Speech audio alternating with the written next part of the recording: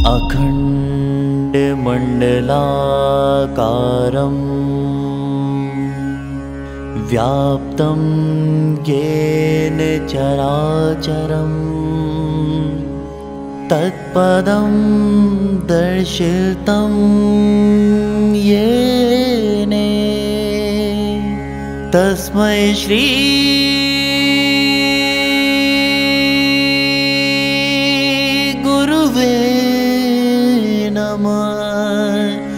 गुरुवे नमः।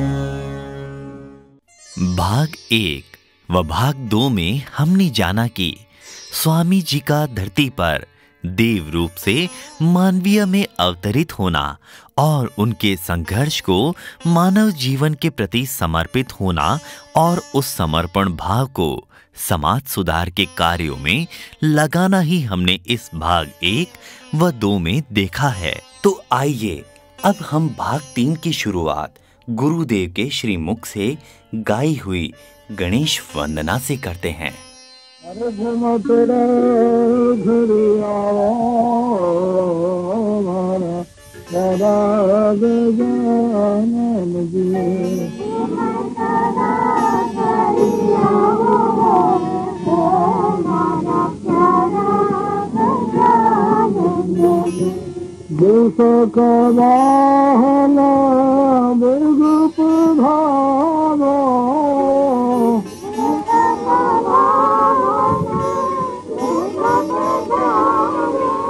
संग में रिद्धि सिद्धि लाओ मारा प्यारा गजानन जी।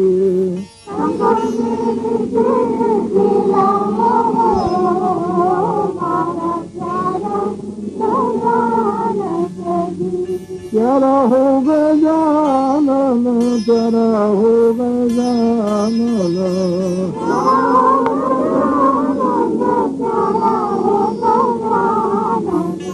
हर घुमतड़ा घर आओ मारा प्यारा गजानन जी।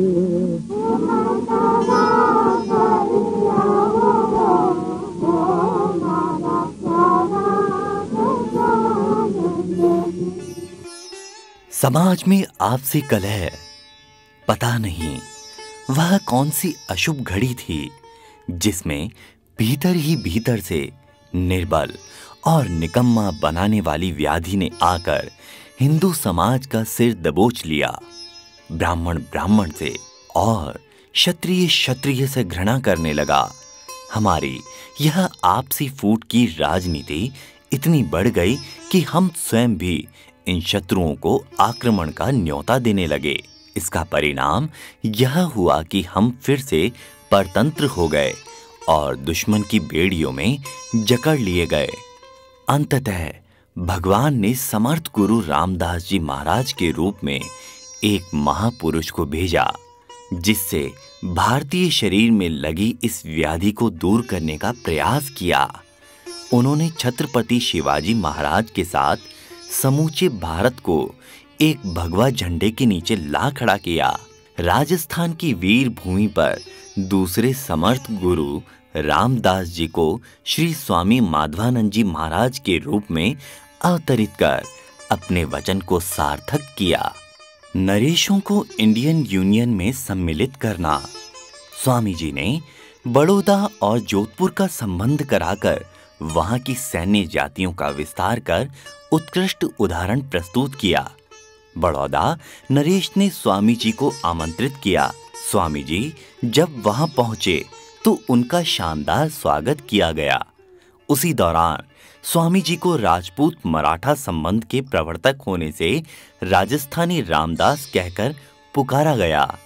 उपस्थित जनता ने भी इस नामकरण को बहुत पसंद किया। स्वामी जी ने इस तरह बड़ौदा और जोधपुर का संबंध कराकर मराठों और राजस्थानियों को एकजुट किया। कहीं ना कहीं स्वामी जी ने हिमालय से लाए उद्देश्य को पूर्ण कर दिया। रियासतों का एकीकरण। रियासतों के एकीकरण में स्वामी जी का योगदान अद्वितीय रहा। जब रियासतों के एकीकरण की बात आई तो सभी को सिर्फ एक नाम नजर आता है और वह है सरदार वल्लभ भाई पटेल का। मगर यह कदापि सही नहीं होगा कि स्वामी जी के योगदान को भुला दिया जाए। एकीकरण के दौरान भोपाल, महेंद्रगढ़, जैसलमेर, ईडर और जोधपुर के महाराजाओं ने जोधपुर हाउस में स्वामी जी से भेंट की। स्वामी जी ने सभी को इंडियन यूनियन में शामिल होने को कहा, जिसे थोड़ी नानुकुर के बाद सभी ने मान लिया। इस महान कार्य की सिद्धि पर श्री स्वामी जी के प्रति कृतज्ञता प्रकट करने के लिए गवर्नर गणेश दत्त स्वामी जी के पास आए। जोधपुर की लोकप्रिय सरकार ने एक असाधारण गजट राजपत्र द्वारा स्वामी जी महाराज को महामहोपाध्याय और वेद वाचस्पति जैसी बड़ी उपाधियों से विभूषित और सम्मानित किया। इस पर स्वामी जी ने कहा कि मैं चाहता हूँ कि 15 अगस्त का दिन हमें इसी ओर प्रेरित करे और भारत का हर नागरिक सत्य और सदाचार की ओर अग्रसर होने का दृढ़ संकल्प करे। प्रभु हमें शक्ति दे कि हम अपने राष्ट्र को स्वतंत्र हो जाने के बाद एक बार फिर जगत गुरु के पद पर प्रतिष्ठित कर सकें। बड़े बड़े महापुरुषों, राजा, नरेशों से लेकर साधारण से साधारण मनुष्य के प्रिय बने रहे। ऐसे ऐसे चमत्कार किए जिनसे लोगों का ईश्वर में विश्वास और प्रगाढ़ हो गया।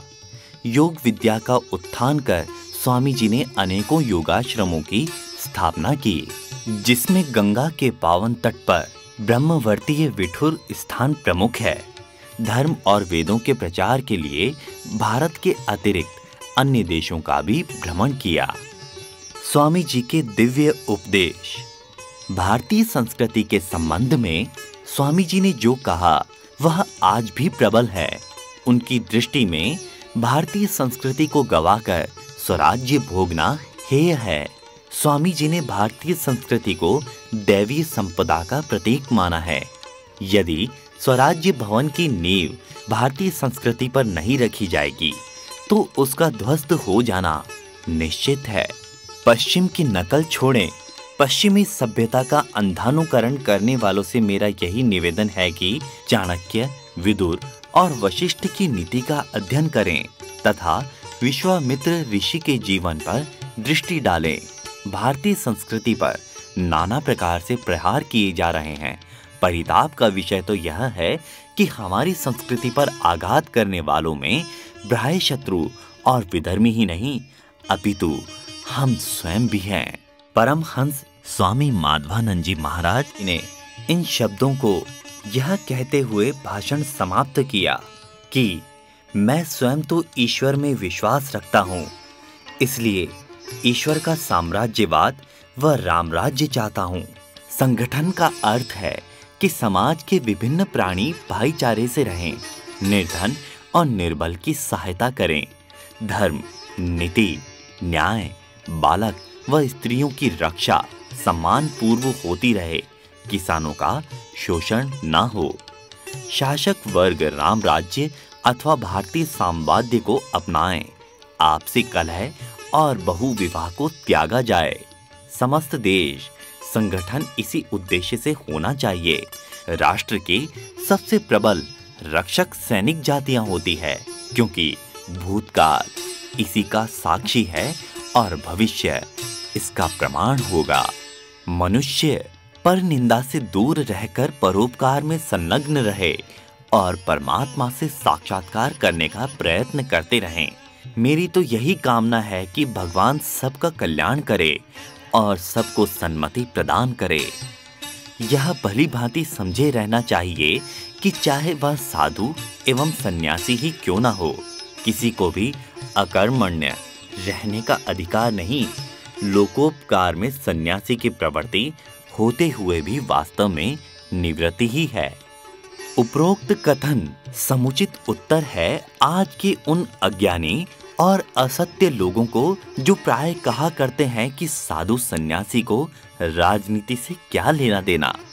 इस बात पर गुरुदेव ने कहा, मैं तो परमात्मा के दरबार में भी हस्तक्षेप करता हूँ। ये तो मनुष्य का दरबार है और धर्म निरपेक्षता को अपनी ठेकेदारी मानकर पद लोलुपता के वशीभूत होकर अल्पसंख्यकों की तुष्टि करने के अपराधी बनकर भारतीय संस्कृति एवं स्वाधीनता को अनावश्यक, अमानवीय एवं भ्रष्टाचार युक्त ठेस पहुंचाने के कुत्सित किंतु निश्चय ही असफल होने वाले कर्मों में लिप्त हैं।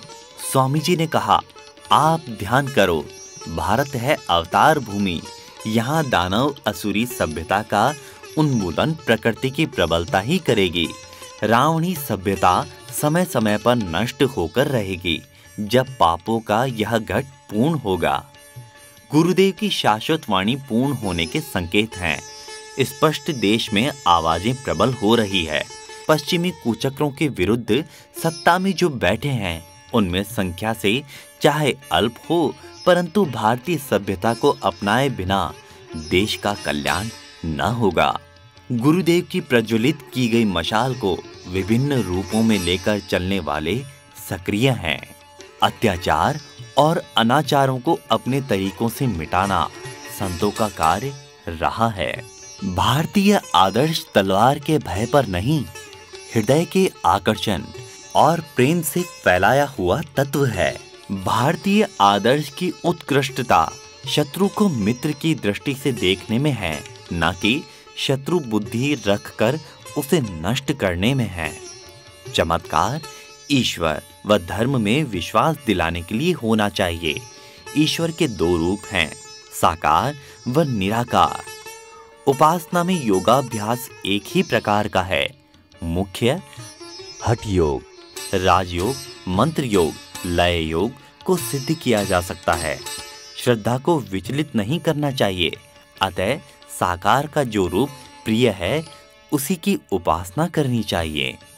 स्वामी जी सनातन धर्म में यथा पिंडे तथा ब्रह्मांडे, इसी पर हमारा सनातन धर्म टिका हुआ है।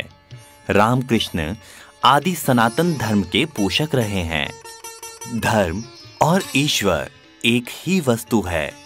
ईश्वरीय प्रेरणा से कर्मों की फलोत्पादना नहीं होती, यह भी ईश्वर के अस्तित्व का एक प्रमाण है। कर्म जड़ है फल देने के लिए। कर्म जड़ बीज पर ईश्वरीय शक्ति रूपी जल का सिंचन होता है। ईश्वर के लक्षण हैं सर्वज्ञता, सर्वशक्तिमता, सच्चिदानंदता। इसके ऊपर कौन हो सकता है? यही सनातन धर्म है। सनातन धर्म सादी धर्म नहीं है, अनादिकाल से चला आ रहा है। पहले भी था, अब भी है और आगे भी रहेगा। इसको कोई नहीं मिटा सकता। विचारवान के घर लक्ष्मी जबरदस्ती घुसती है। जैसी भावना करोगे वैसे ही बनते चले जाओगे। 9 ग्रह हमारे 9 मिनिस्टर हैं, वही हमारे को कर्मानुसार फल देते रहते हैं। खान पान, संयम, नियम का पालन करना, रात्रि में कम भोजन करना, श्राद्ध आदि कर्म करना, ओम ध्वनि, सब कुछ सनातन धर्म में आते हैं। सनातन धर्म को कोई मिटा नहीं सकता। पहले भी था, हमेशा रहेगा। जैसे सूर्य के आगे बादल आ जाए तो यह नहीं कह सकते कि सूर्य है ही नहीं, क्या सनातन धर्म है ही नहीं। यदा यदा हि धर्मस्य ग्लानिर्भवति भारत अभ्युत्थानं धर्मस्य तदात्मानं सृजाम्यहम्। जब जब धर्म की गिलानी होगी, अधर्म का नाश होगा, तब तब प्रभु अवतार लेकर सत्य सनातन धर्म की रक्षा करते रहेंगे। श्री पूज्यपाद योगीराज स्वामी माधवानंद जी महाराज के प्रवचन। परमपिता परमेश्वर की असीम अनुकंपा है कि महर्षि गालव की तपोभूमि जयपुर में हिंदू सामयिक संगठन के लिए सोत्साह समावेत हो रहे हैं। यह उत्साह समय की आवश्यकता प्रेरणा है, जिससे आज प्राय सभी हिंदू प्रेरित होकर अपने कर्तव्य निश्चितार्थ एकत्र होकर संघ शक्ति की प्राप्ति के लिए प्रयत्नशील हुए हैं। हिंदू धर्म और जाति के लिए यह शुभ लक्षण है कि अनेक विचित्रताओं के रहते हुए भी हिंदुओं में संगठन की भावना अच्छे रूप में जागृत हो गई है। वे अनुभव करने लगे हैं कि मौजूदा संकट के पूर्ण स्थिति में से वे संगठित होकर ही सकुशल और निरापद गुजर सकते हैं। नीतिकारों ने ठीक कहा है कि समानशील व्यसनेषु संख्यम, अर्थात अपने समान बलि से ही सुदृढ़ मैत्री हो सकती है। इसलिए हिंदू सभाओं में व्यायाम प्रचार मुख्य कार्य रखा गया है। इसकी उपयोगिता के संबंध में अब कथन न करके कार्य करने का समय है। समाचार पत्रों द्वारा स्वामी जी के उपदेश। स्वामी श्री माधवानंद जी के भ्रमण काल में कई प्रांतों में उनके प्रवचन हुए। उनको साध्वी श्री कमलेश कुमारी जी ने अपने हाथ से लिखकर सुरक्षित रखा। वे ही आपके समक्ष प्रस्तुत किए जा रहे हैं। स्वामी जी का अधिकारियों और प्रजा को उपदेश व सामाजिक कुरीतियों को मिटाने का प्रयास। सामंत मंत्रिमंडल तथा प्रजागण का भारतीय स्मृतियों के अनुसार क्या कर्तव्य है आदि की व्याख्या करते हुए स्वामी जी ने कहा कि शपथ खाकर हृदय से प्रण करो कि हम लोग रिश्वत नहीं लेंगे, दलबंदी छोड़ देंगे और राजा के प्रति पूर्ण श्रद्धा रखेंगे। यदि यह व्यवहार रहा तो कोई अभागा राजा होगा जो कि प्रजा का संतानवत पालन न करे। राजा के धर्म के संबंध में स्वामी जी की मनुस्मृति के आधार पर उपदेश दिया। स्वामी जी ने कहा कि जमींदार ठाकुर किसानों का शोषण न करें, वह उनसे उतना ही कर लें जिस प्रकार मधुमक्खी फूलों से रस चूसती है और फूल को कोई नुकसान भी नहीं होता, उसी प्रकार किसानों से उतना ही कर लिया जाए। यदि यह मधुकरी व्रती रही तो कोई शक्ति नहीं कि जो इनकी जमींदारी को छीन सके, क्योंकि किसान स्वयं रक्षार्थ खड़े हो जाएंगे। स्वामी जी ने सूचित किया कि राजमाता और वर्तमान नरेश ने 2 लाख रुपए दान करने का संकल्प मेरे सामने किया है। शेष 4 राजकुमारों ने 10,000 रुपए दान का संकल्प किया है। यह सब धन प्रजा के हितार्थ व्यय होना चाहिए। अधिकांश धन पानी की कमी दूर करने में लगेगा और शेष धन जनहितकारी कार्यों में लगेगा। इस धन का व्यय करने के लिए जनता की एक कमेटी बना दी गई है।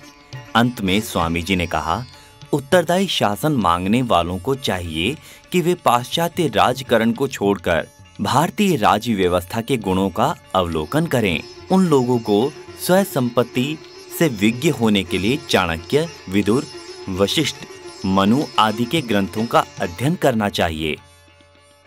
स्वामी जी के दिव्य उपदेश। समय का दुरुपयोग मत करो, समय की कदर करो, व्यर्थ मत गवाओ, त्याग की भावना पैदा करो। दूसरा आदमी दुखी है, उसको कुछ ना कुछ दो।